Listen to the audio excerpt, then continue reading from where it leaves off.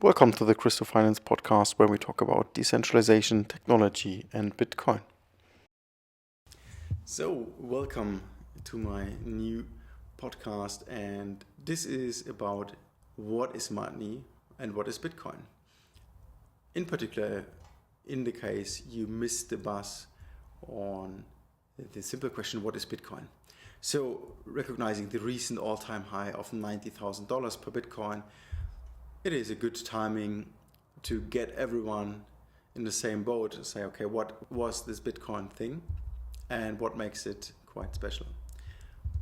So Bitcoin itself is not only a technical thing. It is partly a technology, partly a network, but it is much more than that. So there's a monetary aspect, there's an economic, a political aspect, there's even a spiritual side to it, a physical side. So when you divide the different fields of expertise, you combine typical mathematics, computer science, in the field of encryption, computer network, distributed systems. These are the very hard classes, also include physics, but there's an game theory component as well, which is the societal side, right? There's political components with financial and economical components to it. So these are the fields that you combine, and typically you need to understand at least the basics of all of these fields to have a solid understanding what is Bitcoin. But let's start on the points I've summarized for you, which are basically 12 points to get you to the answer what actually is Bitcoin. First thing, Bitcoin works like a living organism to decentralize money. What does it mean, like a living organism? It is about decentralization and it is about money. So let's quickly define what we mean by that. So start with money. Money sounds actually quite simple, but are you able to tell the difference between money and currency, for instance? Currency typically introduced by a specific player in the market to use that as a fiat currency, and money typically derived by the value that is used by people to store value. And this brings us to the first and most important feature of money. It is a store of value in terms of working hours store of value. So it is to get your working hours and store that, make them transferable in the future. And this is the core essence of money. People used that since ages and used stones or shells or whatever they considered as relatively scarce and used it as money to not to primarily exchange value, but first of all to store value. That was always the core feature of money. And then afterwards, when you had something of value, you could start to exchange your working power or your working hours against that, and then start exchanging this form of money, this specific token. So money is not a medium of exchange like we are used to believe right now. It is instead a store of working hours, especially in times when technology is deflationary, especially like the upcoming AI that we see. The deflationary component of technology is increasing significantly. So when it comes to money, it is even more important whether we choose either an inflationary currency like fiat currencies or deflationary currency like Bitcoin. Having that said, what is the second thing? Decentralization. Okay, so basically there's a technical decentralization and there is a political decentralization. Technically, we talk about distributed systems where you have the same information stored redundantly across several nodes. Politically, that means governance models. Okay, governance in this particular just means who decides what. And this decentralization means that there's no single party in power, no single company, no single person or no single company in place and deciding what to do next. And technically, it simply means it is fault tolerant because it's running, for instance, on thousands of independent nodes, which is actually the case for Bitcoin. So there's right now more than 18,000 publicly available Bitcoin nodes. There's much more under the hood. It's just the tip of the iceberg. There's much more that you can't see right now. It's like literally hundreds of thousands of Bitcoin nodes around the world, replicating the whole network and ensuring that whatever happens, there is no outage. The Bitcoin blockchain, which is about 700 gigabytes by now, is stored and constantly available around the world 24/7. Okay, and it is not using traditional centralized structures like we are used to use, like commercial banks or central banks, but it works on these independent distributed nodes. So there's a coherent network that works together in a coherent collaboration, but there's no single party, no single point of failure. This was the second point. The third point is a technical system which includes, of course, its core software, but it's completely open source and it works with encryption. Fireworks, nice. Cut. This software includes its chain of blocks. Cut. The software includes a chain of blocks to organize and encapsulate many financial transactions in one of each block. And each block is connected to the previous block. This works via a hash function, which is like a fingerprint. You can consider it like a unique fingerprint of this block. And this then is attached to the upcoming block, the next block, which makes a chain of blocks where each block is referencing to the previous block, which makes it then a chain of blocks and hence a terminus blockchain. And every 10 minutes there is a new block that is distributed amongst all participants in the network, which is usually the internet. So all nodes in the whole network, all the hundred thousands of nodes, they receive an update every about 10 minutes, not exactly 10 minutes, but about 10 minutes. What is the new transactions that the network agreed upon. So this is called a consensus mechanism.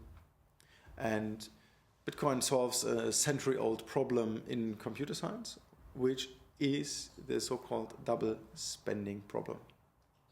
And the double spending problem basically means that if you have one digital bill or one digital unit of currency, you digitally able to copy it, paste it immediately. So you have 2 bills, 3 bills, 4 bills, etc. And these type of nodes are copy and pasted everywhere, and you can't enforce scarcity. In cash, it's easy. You just hand over your node or your bill, and then it's transferred. But digitally, you can't send a copy like an email. It doesn't work. So this is called the double spending problem, and it was solved by Bitcoin in cryptographically, ensuring that the transaction is secured on a ledger, on this public ledger, and this is then stored on the blockchain and thereby secured. So the decentralization is key. There is no single party that controls it, that governs it, that can shut it down, or there's no single point of failure. And not even the inventor, Satoshi Nakamoto, is actively in the system. So he does not participate neither in the system nor in development anymore. It just exists. So the simple being of it makes the spiritual component, where it is a minimalistic way of a free market. Bitcoin is a free market itself. Taking away the bloated parts of our financial system, it is the essence of money. So it remains the pure core, the minimalistic core of our financial system, and it boils down to the very core and quite complicated question, what actually is money? So I call this the Zen moment of finance. Economically, people use Bitcoin to preserve the value of their working time and hence conquer inflation. This is possible because there's a fixed Bitcoin supply of 21 million. That makes it the hardest asset on the planet, even more scarce than gold. And in terms of scarcity, let me also add the comment that it is quite a small asset class. You usually ask a question, am I too late to invest in Bitcoin? The simple answer is, since it's scarce, absolutely finite, limited to close to 21 million, there is no final point of time where it doesn't make sense to buy Bitcoin. Bitcoin right now is only 0.35% of all assets distributed globally, which makes it still very, very early. In comparison, we have about 1.5 trillion US dollar equivalent in Bitcoin and about 12 billion in gold. That's about 10 times the size. So if you consider, like many people do, consider Bitcoin as digital gold, there's 10 times this value that can be captured. If you ask me, I don't consider Bitcoin as digital gold because the attributes are quite different, but the store of value is certainly a common thing here. Okay, what else do we have? It also uses thermodynamically secured way of proof via mining. This energy is used to secure the distribution of hashing power, since global energy is not centralized. So this is a smart way not to waste money in a useless term, but for instance to use excess energy that is like wasted anyway in the nature, or anywhere excess gas that is anyway burned in the environment, and it can be easily used to, even on very remote places, to mine Bitcoin, transfer it geographically to any place. So what does it mean? Thermodynamically secured proof of work is a way to make this distributed, decentralized network very secure. It operates under utmost unsecure, untrusted or trustless conditions that are possible. So it operates under utmost uncertainty and utmost trustless conditions. So even if you are in a hostile environment, like a geopolitical hostile environment worldwide, it is very useful to operate without trust. The trust is baked into the protocol itself. This is why you need a thermodynamically secured way, which is distributed across the whole planet. Otherwise, it does not work. So this is why proof of stake may be good for certain use cases, but definitely not for global digital secure money. It fosters self-sovereignty because you don't need a bank or custodian to hold your coins. You simply store your private keys to your wallet on your own, whereby it is not confiscatable. So Bitcoin is unconfiscatable money. And yes, of course, you can torture the holder of the private key to confiscate the Bitcoin, but you can't confiscate it from a third party. Now, if you have that in self-custody, there's no third party at the law enforcement can call and say, okay, this is in our custody right now.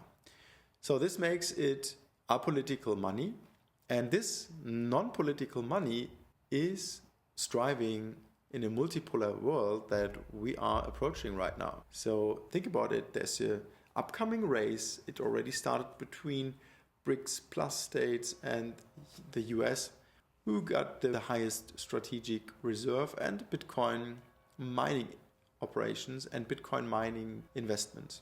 So it's no secret that the BRICS plus states invested heavily in Bitcoin mining infrastructure. These are the 12 points I quickly wanted to share with you. And it was Bitcoin in a nutshell that are relevant if you really want to understand Bitcoin. Happy to help here. And if you have questions, let me know. Take care. This is no financial, tax, or legal advice. To secure access to your funds and to secure all transactions.